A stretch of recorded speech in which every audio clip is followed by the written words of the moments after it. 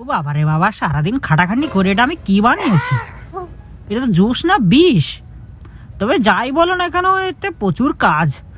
যেটা যেমন খেতে তেতো, ঠিক ততটাই কিন্তু এর কাজ উপকারিতা আছে।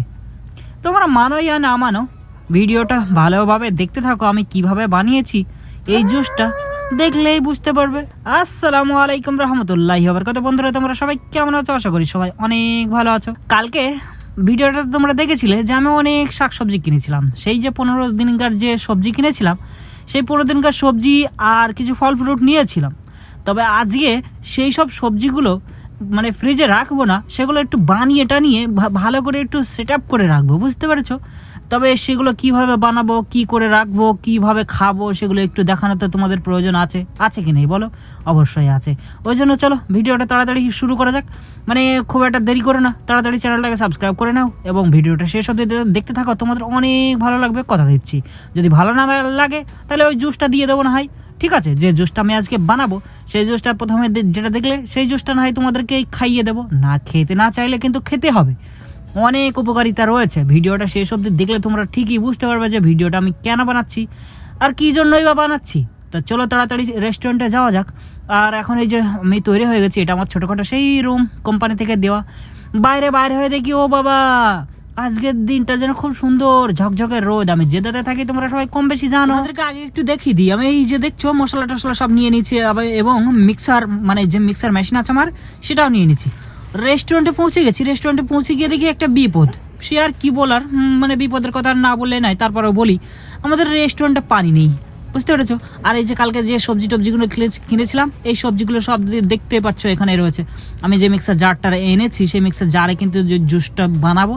আর শাকসবজিগুলো ভেবেছিলাম যে মানে বানিয়েটা নিয়ে ফ্রিজে রেখে দেবো, কিন্তু আজকে যেহেতু রেস্টুরেন্টে পানি নেই, অবশ্যই এরকম হয় আর কি, মাঝে মধ্যে পানি থাকে না, তারপরে আর কি করার, কিছু করার তো নেই। এই শাকসবজিগুলো এখন আপাতত রেখে দেবো। আর পানি ছাড়াই যেহেতু জুসটা বানানো যাবে, তাই মানে ভাবছি যে জুসটা বানিয়ে নেবো। আর এই যে কালকে দুটো পেয়ারা এনেছিলাম, বুঝতে পেরেছো? পেয়ারাগুলো ভালো না হলেও এই দেখেছো, এদের কাজই হলো শুধু লড়াই ঝগড়া করা। কি জন্য যে এরা এরকম করে, এর নাম হলো আইমান। এই যে কালকে সুন্দর সুন্দর যে মানে গাজর টাজর নিয়েছিলাম, অনেক সুন্দর সুন্দর ফল টল নিয়েছিলাম, বিট, মানে অনেক ধরনের ফল টল আর কি, সেটা না বললে আর নাই। আইমান আমাকে বললে একটা গাজর নিয়ে যাবে। আমি বললাম 2 রিয়াল দে তাহলে। ও বললো না না না, আমার কাছে টাকা নেই। আমি বললাম তাহলে এক কাজ করে, এই করলা নিয়ে যাবে ফ্রিতে নিয়ে। ও বললো না, করলা খাও না। আমি বললাম খাও। ও বললো না, ওই যে ঘুরে চলে গেল। কি আর বলার। তাই সাথে সাথে এক কাজ করলাম, এই যে কালকে এই ছিঁড়াখোড়া যে দেখতে পাচ্ছ, মানে খুব একটা ভালো না হলেও ভিতরে কেমন হবে তা জানি না, সুন্দর করে ছিলে টিলে কেটে নিলাম এই যে পেয়ারাগুলো। একটু বিট লবণ দিয়ে খেতে কিন্তু খুব দারুণ লাগবে জানো। আর এই বিট লবণের ভিতরে কিন্তু আমি চাট মশলা মিক্স করেছি। চাট মশলা দিয়ে পেয়ারা খেতে তোমরা কে কে খেয়েছো একটু কমেন্ট করে অবশ্য জানিও।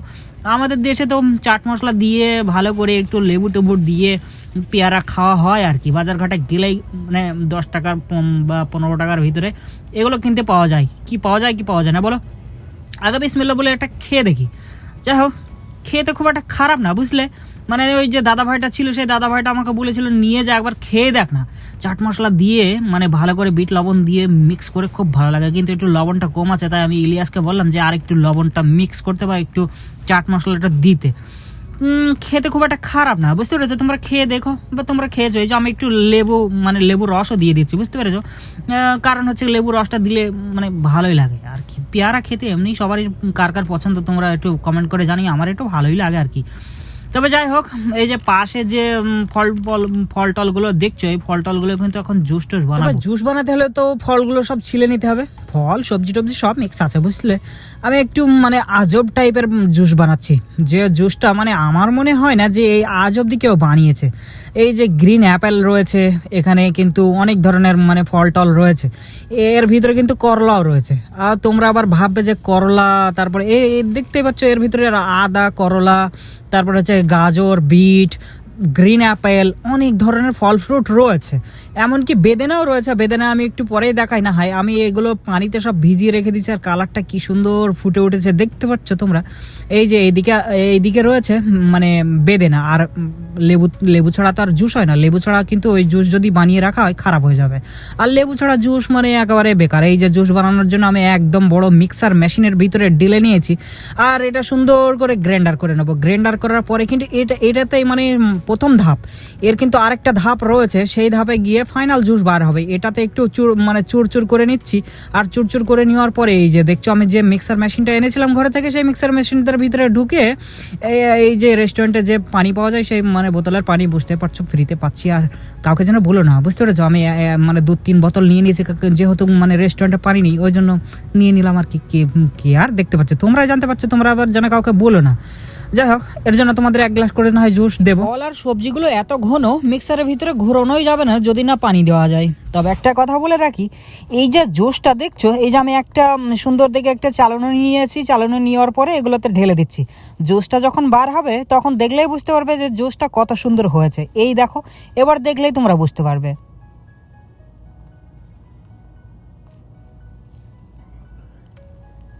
হ্যাঁ, এই জুস তোমরা বাজারে কিন্তু কিনতে পাবে না, বুঝতে পেরেছো? যদি এই জুস আমি বাজারে বিক্রি করি তবে না কি যে দাম পাওয়া যাবে।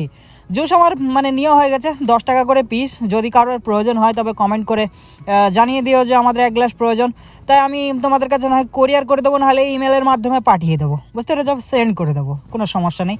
আজকালকার দুনিয়াতে এরকম অথেন্টিক অরিজিনাল জুস পাওয়াটা বড় দায়, বুঝতে পেরেছো? এখনকার জামানাতে শুধু চিনি আর লবণ ছাড়া পরিপক্ত সুন্দর জিনিস পাওয়া খুবই বড় দায়। আইমানকে প্রথম দিয়ে শুরু করি। আইমান খেয়ে দেখো কীরকম কেমন ওর ফিডব্যাক আসে। ও বাবা রে বাবা, ওর মুখ দেখে মনে হচ্ছে না যেন এটা জুস হয়েছে। কি জানি বাবা, এ খাওয়া যাবে কি যাবে না, তাই ওকে আমি বললাম ঢক ঢক করে খেয়ে নে রে বাবা, যত খাবি তত ভালো। জুস কিন্তু শরীরের জন্য অনেক ভালো, তোমরা মানো এবং না মানো। তাই আমি সুমনকেও বললাম তুমি 1 গ্লাস খেয়ে দেখো তো। সুমনের মুখটাও কিন্তু দেখার মতো ছিল। সুমন, আহারে, সুমন খেতে গিয়ে এমন ভাব নিল, মনে মনে হচ্ছে যেন জুস আমি নিজেই খেতে পারবো না, তারপরে খেতে তো হবেই, টাকা দিয়ে কিনে এনেছি, না খেলে তো আর হবে না। যেসব মানুষদের ডায়াবেটিস আছে এবং শরীর চর্চা করে আর কি, তারা এই জুসটা বানিয়ে ঘরে রেখে খেতে পারে। আমি নিজে জুস বানিয়েছি আর নিজে খেয়ে চেক করবো না তা কি হয়? আগে আমিও নিজে একটু টেস্ট করে দেখি কেমন হয়েছে।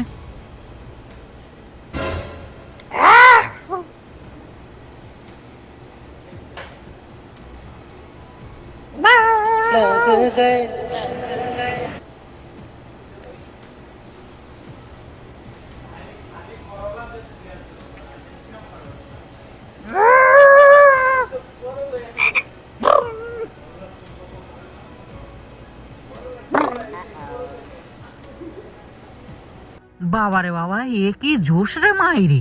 কাউকে জানিও না প্লিজ, আমি এত কষ্ট করে বানালাম, কালকে টাকা দিয়ে সব ফল ফ্রুটগুলো কিনে আনলাম, আর এত সারাদিন খাটাখাটনি করার পরে হাতটা রক্তের মতো লাল হয়ে গেছে। এত কষ্ট করার পরে যে কি জুস বানালাম মাইরি আমি। যাই হোক, জুসগুলো সব প্রিজার্ভ করে রাখতে হবে ফ্রিজারের ভিতরে। 25 কাপ হয়েছে, 25 দিন চলবে। খালি পেটে যখন ডিউটিতে আসবো, খালি পেটে একটা ঢকঢক করে মেরে দিলে শরীরটা কিন্তু একদম ফ্রেশ হয়ে যাবে। এই যে অথেন্টিক অরিজিনাল জুস তোমাদের কাছে কেমন লাগলো একটু কমেন্ট করে জানিও তো।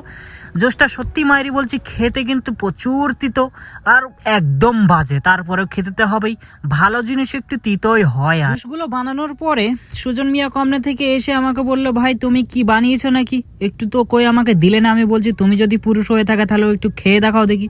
ওর কিছুই হলো না, ঢক ঢক করে খেয়ে নিল। মনে মনে হচ্ছে ওর মুখে তিতোই লাগলো না। আমরা তো ওকে দেখে পাগল, আবার আরেকটু চাই, আমাদেরকে বলে যে আরেকটু থাকলে দাও। কেন হয় পরে আবার দেওয়া যাবে। আপাতত ফ্রিজারের ভিতরে যে জুসগুলো রাখা হলো সেগুলো বরফে পরিণত হবে, তারপরে কালকে কিভাবে খাবো সেগুলো তোমরা তো নিশ্চয়ই দেখতে পাবে। আজকে আমাকে ঘরে যেতে হবে, ঘরে যাওয়ার পরে আবার না হয় নতুন করে ভিডিওতে, এই ভিডিওর মাধ্যমেই তোমাদের সব কিছু বুঝতে পারবে। তাই ভিডিওটা শেষ অবধি দেখতে থাকো। তোমাদের যদি ভিডিওটা এখনও অবধি যদি ভালো লেগে থাকে তবে অবশ্যই কমেন্ট করে জানিও। আর ছোট্ট ছোট্ট ভাই বোনেরা যারা আমার ভিডিওকে কোন জায়গা থেকে দেখছো একটু কমেন্ট করে জানিও। আর সুন্দর করে চ্যানেলটাকে সাবস্ক্রাইব করে নিও। আর ভিডিওটা যদি এই অবধি যদি তোমাদের ভালো লেগে থাকে প্লিজ লাইক করে দিও। এই যে পরের দিনকে আমি ডিউটিতে আবার চলে এসেছি। আর এই যে ফ্রিজের ভিতরে কালকে যে সবজিগুলো রেখে গেছিলাম সেই সবজিগুলো আজকে বানাবো। আজকে কিন্তু রেস্টুরেন্টে পানি রয়েছে, তাই কিভাবে বানাবো সেটা না হয় নাইবা দেখালাম। তবে এই যে কাটিং কুটিং করে নিয়েছি, পালক টালক সব কিছু পালং শাক থেকে শুরু করে সমস্ত কিছু যা যা কালকে কিনে এনেছিলাম সব কিছুই মানে মোটামুটি সব কেটে ফেলেছি। যে সবজিগুলো বাজার থেকে কিনে এনেছিলাম তার ভিতরে পালং শাক রয়েছে। পালং শাকটা কিন্তু আমি কাঁচাতেই ঢালবো, পালং শাকটা কিন্তু এই সমস্ত সবজির ভিতরে কিন্তু আমি দেবো না। পালং শাকটা কাঁচাতে রেখে দেবো। এই যে পেঁয়াজ, রসুন, আদা পেঁয়াজ যাই হোক, যা যাবতীয় যা কিছু রয়েছে সব কিছু কেটে নিয়েছি। সিম রয়েছে, এখানে কদু রয়েছে, আলু রয়েছে এবং কচু রয়েছে এবং বেগুনও রয়েছে। আর মশলা তো আছে, এই যে মশলা আমি এনেছিলাম। আর এই যে এই হাঁডিটাতে আমি বানাবো, বুঝতে পেরেছো। আর আমি একটা কথা জানিয়ে দিই, যে সবজিগুলো আমি বানাবো এই সবজিগুলো কিন্তু আমি 15 দিনকার জন্য এনেছি, যেহেতু তাই 15টা প্যাকেট হবে। আর আমি কিন্তু এই সবজিগুলো কিন্তু একদম মানে সুন্দর করে ওয়েল ডান হিসাবে বানাবো না, মানে কথাতে একটা কথা হলো কি হাফ ডান করে রাখবো, মানে কিছু কিছু পরিমাণ কাঁচা থাকবে। কারণ এই যে ফ্রিজারের ভিতর থেকে যখন আমি প্লাস্টিক ব্যাগের ভিতরে রেখে দেবো, সেই প্লাস্টিকের ব্যাগেরটা থেকে যখন আবার ফ্রিজার থেকে যখন খুলে যখন বানাবো, তখন জিনিসটা একটু কাঁচা থাকলে আবার নতুন করে বানানো যাবে, খেতে ভালো লাগবে। কিন্তু যদি আমি প্রপার একদম সুন্দর করে যদি বানিয়ে রেখে দিই, তবে সেটা নতুন করে গরম করলে কিন্তু আর ভালো লাগবে না, বুঝতে পেরেছো। হাঁড়িতে সমস্ত সবজি টবজি দিয়ে সুন্দর করে নেড়ে চেড়ে দিলাম। আর একটা কথা ভালো করে তোমাদেরকে জানিয়ে দিই, সেটা হলো এই সবজিতে কিন্তু বেশি পরিমাণ মশলা দিতে যাবে না। মশলা বেশি দিলে কিন্তু আর ভালো লাগবে না সবজিটা তখন আবার মাংসের মতো লাগবে। এই যে শুধু মানে হলুদ, জিরা, ধনে পাতা, ধনে এরকম ছোট ছোট মানে অল্প অল্প করে যদি মানে মশলাগুলো দাও, তাহলে তোমাদের কিন্তু ভালো লাগবে। এই যে ইলিয়াস এখানে কিন্তু দেখছি মাছ কাটছে, আর এই সবজির ভিতরে কিন্তু মাছ দিলে কিন্তু খুব ভালো লাগে। তবে আমার মাছ একটা খুব একটা ভালো লাগে না সবজির ভিতরে দিয়ে, শুধু সবজিটা খেতে ভালো লাগে। এই যে পালং শাকটা আমি কিন্তু এটা সবজির ভিতরে দিলাম না, এই যে প্যাকেট করে রেখে দিলাম। যখন আমি বানাবো তখন অল্প অল্প করে নেব এবং এই গরম গরম তরকারির ভিতরে একটুখানি ঢেলে দিলেই বাস 2 থেকে 5 মিনিটের ভিতরে পালকটা সিদ্ধ হয়ে যাবে। আর সিদ্ধ হয়ে এলেই আমি খেতে পারবো বেশ সুন্দর করে গরম গরম ভাত দিয়ে কিংবা রুটি দিয়ে। আমি যেহেতু খুব বেশি পরিমাণে রুটি খাই, এখানে সৌদি আরবে আমি ভাত খুব কম খাই, মানে গমের রুটি খাই। আর রুটি এখানে কিনতে পাওয়া যায় দোকানে 1 রিয়াল করে। তোমরা হয়তো আমার কোনো না কোনো এক ভিডিওতে দেখেছো হয়তো, যে আমি দোকান থেকে 1 রিয়ালের রুটি কিনে আনি। এই যে আমার তরকারিটা সুন্দরভাবে হয়ে গেছে, আর এই মানে বলটাতে মানে বাটিটাতে বা গামলাটাতে আমি ঢেলে নেবো। আর তার নিচে কিন্তু আমি বরফ রেখেছি, কারণ এই গরম গরম তো রাখা সম্ভব নয়, তাই আমি এই জিনিসটাকে আগে ঠান্ডা করে নেবো। এই যে সবজিটাকে আমি ঠান্ডা করে তারপরে প্যাকেটজাত করে সুন্দর করে ফ্রিজারের ভিতরে রেখে দেবো। আর এই হাঁড়িটা যেহেতু মানে নোংরা হয়েছে, তাই ওটাকে ধুতে তো হবে। এই যে দেখছো আমি সুন্দর করে ঠান্ডা করে নেবো এই তরকারিটাকে আগে। ঠান্ডা যতক্ষণ না হচ্ছে ততক্ষণ প্যাকেট করা যাবে না। আর ঠান্ডা হওয়ার পরে আমি কিভাবে প্যাকেট করছি তোমরা দেখতেই পাচ্ছ। এই যে অল্প অল্প করে প্যাকেট করে মোটামুটি আমার 15টা প্যাকেট হয়েছে। আর সাথে অবশ্য ডেট লাগাতেই হবে। আর ফ্রিজারের ভিতরে এই যে দেখতেই পাচ্ছ এখানে 2টো বড় বড় ফ্রিজার রয়েছে, এই ফ্রিজারের ভিতরে আমি এটা একদম আবদ্ধ করে দিলাম। আর ঠান্ডা যেহেতু, গরম যদি হয় কিন্তু এই ফ্রিজারের ভিতরে রাখলে তরকারি অবশ্য খারাপ হবে, এটা ধ্যান রেখো। এই যে কালকে যে আমি আনোখা জুসটা বানিয়েছিলাম, এই জুসগুলো কিন্তু এখন একদম বরফ জমে গেছে, দেখতে পাচ্ছ মিষ্টি দইয়ের মতন, কিন্তু আর উপর করলেও আর পড়ে না। তবে আমি তোমাদেরকে একটা কথা জানিয়ে দিই, এই জুসটা আমি কিভাবে খাবো তোমাদের না দেখালে তো তোমরা বুঝতে পারবে না। এই যে জুস কিন্তু সুন্দরভাবে একদম বরফ হয়ে গেছে।